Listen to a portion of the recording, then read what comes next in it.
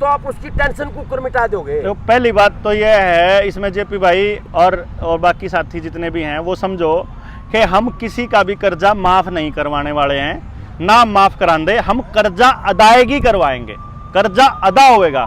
क्योंकि देश मतलब चुकता करेंगे। अच्छा। सारा लोन चुकता करके सेटलमेंट नहीं करेंगे, एनओसी लेंगे, अपनी जमीन छुड़वाएंगे। सेटलमेंट में तो क्या होता है, सेटलमेंट पर हो जाया करे, यहाँ पे हम लोग चुकता करेंगे। बैंकों ने समाज के साथ, लोगों के साथ क्या फ्रॉड किया है, इसकी जो सच्चाई है वो बाहर आ गई है।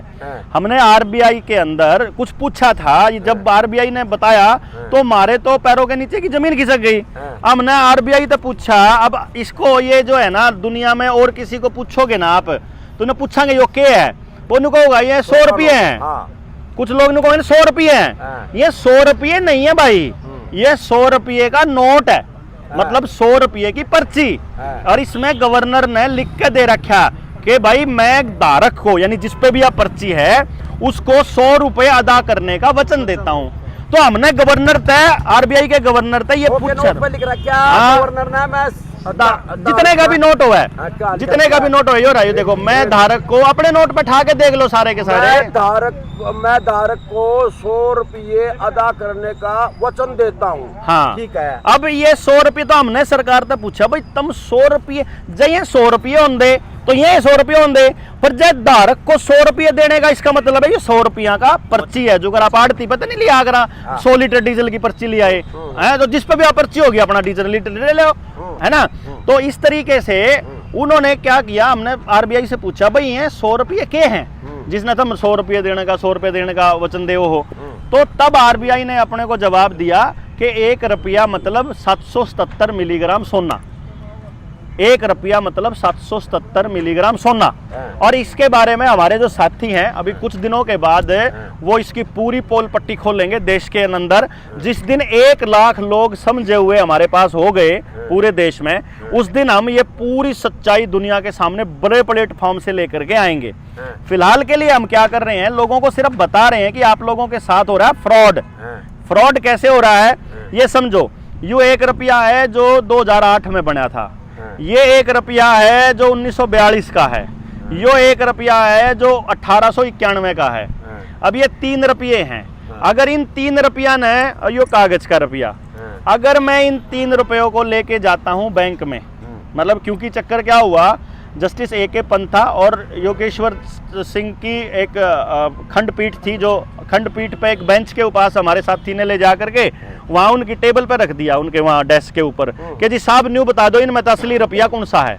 क्योंकि रुपया कभी चलन से बाहर हुआ नहीं, नोट बाहर हुए हैं, 50 का, 100 का, 500 का, 1000 का नोट चलन से बाहर हो गए, वो लीगल टेंडर नहीं रहे, लेकिन रुपया कभी चलन से बाहर नहीं हुआ। तो रुपये की कीमत तो रुपये की कीमत रहेगी। तो हमने पूछा जी इनमें असली रुपया बता दो कौन सा है, क्योंकि इस रुपये में और इस रुपये में, इनमें तो 1 कप जो है चाय भी नहीं मिलती।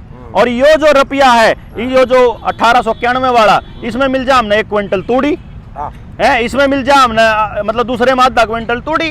तो ये जो योगेश्वर सिंह पंथार हुए कहने लगे, जो ए.के. पंथार है, भाई ये तो दूसरा साथी था जो खड़ा है, वो बोला ये तो चांदी का रुपया है। बोला चांदी सोने का नहीं, अगर रुपया तो रुपया ही होता होगा। जो अगर किलो है, 1 किलो बट्टा मतलब लकड़ी का हो, चाहे पत्थर का हो, चाहे सोने का हो, चाहे लोहे का हो, 1 किलो तो 1 किलो है ना बराबर में। तो रुपया है। तो फिर कहने लगा ना भाई तो चांदी का है, चलो अच्छा एक काम कर ले, फिर इन्हें बैंक में ले जा। बैंक में ले गए, बैंक में ले जाके बैंक वाले तो कह दिया भाई इन्हें जमा कर ले। बैंक ने जमा कराया 4 रुपया में, वो बोला 4 रुपये हैं। अच्छा मखा इसका मतलब जो 4 रुपये जमा कर लिए, जब उल्टे लेवांगे तो ये 4 रुपये मिलेंगे। बोला ना इसने तो रख लेगा, इसने भी रख लेगा, इसने देवेंगे थारता है। अच्छा इसका मतलब ये होया कि जो ये चांदी वाला रुपया है और जो ये लोहे वाला है, इन दोनों की कीमत बराबर है। तो या तो इसकी कीमत इसके बराबर होनी चाहिए या इसकी कीमत इसके बराबर होनी चाहिए। तो हमने सरकार से पूछ लिया स्टैंडर्ड क्या है रुपये का, रुपये के स्टैंडर्ड के बारे में बताओ। तो रुपये का जो स्टैंडर्ड बताया सरकार ने, उसको जान करके तो सबकी आंखें जो है खुली की खुली रहेगी कि 1 रुपया मतलब 777 मिलीग्राम सोना। 1 रुपया मतलब 777 मिलीग्राम सोना। अब मारे तो यूं होगा मोत्री के तो इसका मतलब ये हो गया आज के टाइम पे 777 मिलीग्राम सोने में आज जो ये कागज जो टुकड़े दे रखे हैं, ये जो टुकड़े क्यों कह रहा हूं मैं आपको, ये टुकड़े कागज के टुकड़े हैं, ये रुपया नहीं है भाई साहब, ये करेंसी नहीं है, ये कागज के टुकड़े हैं। असली करेंसी होया करती वह जो आपने अगर नोटिस करा हो 1968 से पहले एक नोट आया करता, जो हमारे पास वो नोट पड़ा हुआ है और उसकी फोटो हमने खींच के रखी हुई, क्योंकि बार बार खोलने निकालने तो टूट जा पाट जाओ, जिसने चाहिए तो हम लाइव भी दिखा देंगे। ये 10 का नोट आपने देखा होगा पहले कभी अपने पास ना, ये 10 का नोट ना। इस 10 के नोट की खासियत क्या है, इसको आप दोबारा से बैक जाके देख लियो इन्हें रोक के, ताकि आपको पता चल जाए इस 10 के नोट की खासियत क्या है। इसके अंदर क्या लिखा हुआ है, इसमें लिखा है आई प्रॉमिस टू पे द बियरर ऑन डिमांड। इसमें ऑन डिमांड लिखा हुआ है, द सम ऑफ 10 रुपीज, और नीचे लिखा हुआ है at any office of issue. मतलब क्या है, जैसे इस नोट पे लिखा है ऑन डिमांड नहीं है और at any office of issue नहीं है, तो इसका मतलब क्या है कि अगर जय हम भाई इसके बदले में अपने को गवर्नर 100 रुपये देगा, इसके बदले में 100 रुपये देगा, कहाँ देगा, कड़ा जाके लेवा और कौन लेवेगा और कद ले सका। हाँ, उस नोट पे लिख रहा था कदे भी ले और at any office of issue, यानी किसी भी बैंक में जाके ले लो, ऑफिस ऑफ इशू मतलब बैंक। तो फिर हमारा न्यू होया कि भाई नहीं हो एफिडेविट क्यों चेंज कर दिया। आप तो वकील साहब हो जेपी भाई, एफिडेविट बदल सको क्या आप अपना, किसी और का बदल सको। हमने सरकार से पूछा एफिडेविट बदल सका, हाँ, और जो गवर्नर का एफिडेविट बदला इसका क्या होगा, आजीवन कारावास। जो कोई गलत नोट में ट्रेडिंग कर रहे हो तो क्या होगा, आजीवन कारावास। तो फिर इसका मतलब तो जो ये बैंक कर रहे हैं देश के लोगों के साथ, ये तो फ्रॉड है। हाँ, हमने बैंक भी आपके सामने, हाँ, तो हमने बैंकों को हमने क्या करा, बैंकों को वो दिया एप्लीकेशन लिखी हमने, भाई मान वैध रुपए के दस्तावेज दे दो, ये तो अवैध रुपया है क्योंकि आपने एफिडेविट चेंज कर दिया, तो हमको वैध रुपया दो, लीगल रुपया कितना है क्या है। तो जब बैंकों ने उसका जवाब दिया, हमारे पे तो जवाब नहीं, फिर हमने आरबीआई को लिखा। आरबीआई के आर्काइव में, एक दिल्ली में है एक पुणे में है, मैं भी गया हूँ पुणे के आर्काइव में। जब वहाँ आरबीआई की आर्काइव में जाकर जब हमने दस्तावेज खंगाले तो वहाँ से निकल के आया कि 1 रुपये की वाकई में वैल्यू 777 मिलीग्राम है, अभी भी आधिकारिक और कानूनी रूप से।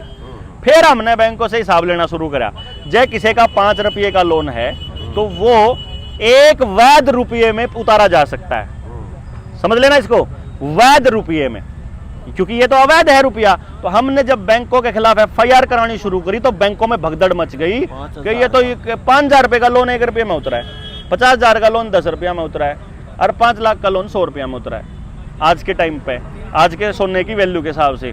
तो फिर हमारा समझ में आई कि बैंक तो जो है लाखों करोड़ों रुपया जो है देश के लोगों का डकार गए, सारा सोना लूट लिया, सारी जमीनें लूट ली हैं, फिर भी विदेश भाग रहे हैं। हाँ, तो वो लोग भाग रहे ना, परेशान, वो अमीर लोग भाग रहे हैं, वो रुपए कर्जे में दब के नहीं भाग रहे, वो अपनी ऐश परस्ती में मौज मस्ती में भाग रहे, उनको भगाया जा रहा है, अपने देश का रुपया बाहर भेजा जा रहा है जानबूझकर।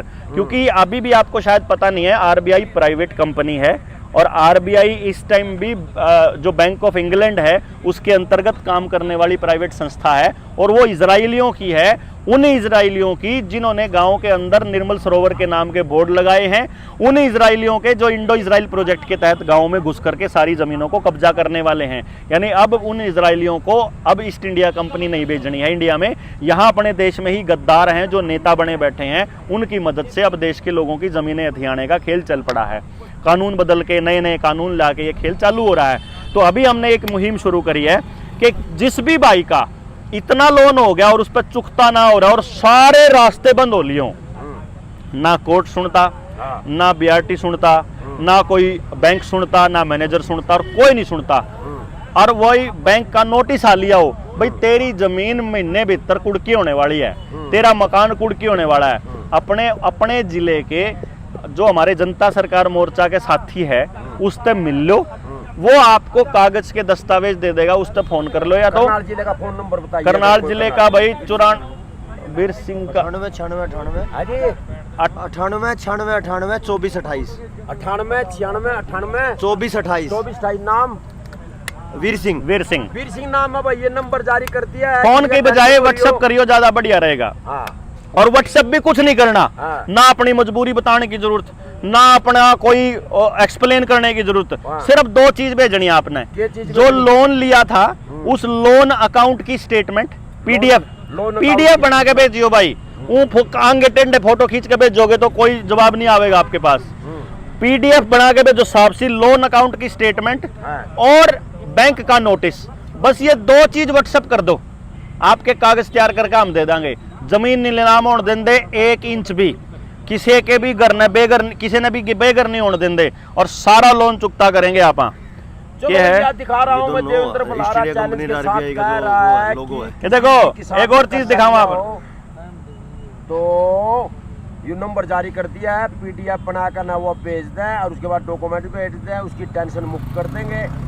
और भाई बस उसको मतलब इस तरह से रास्ता बताएंगे कि बैंक तुमने तंग नहीं करेगा और नीलामी होने से रुक जाएगी। हमारा कागज जिस दिन बैंक के पास चला जाता है ना, बैंक का कोई कर्मचारी ना आपके घर आएगा ना आपके पास फोन करेगा, और महीने 2 महीने तक अगर उन्होंने हमारी आरटीआई और आवेदन का जवाब ना दिया तो बैंक के मैनेजर के खिलाफ एफआईआर हम करावांगे। सुन रहे हो किसानों, ये कह रहा है कि हमें अगर हमारे से मिल लेगा जो हाँ। टेंशन अरे किसान ने, अरे एक और बात है, वो किसान के घर ना तो बैंक आला जाएगा और नीलामी रुक जाएगी और टेंशन मुक्त हो जाएगा, फिर अगली कार्रवाई फिर जो ये कई लोगों को ना इन्होंने वो दिए थे, ये क्या बोलते हैं उनको, पोली हाउस बनाने के नाम पे बहुत लूटे लोग किसानों को ना।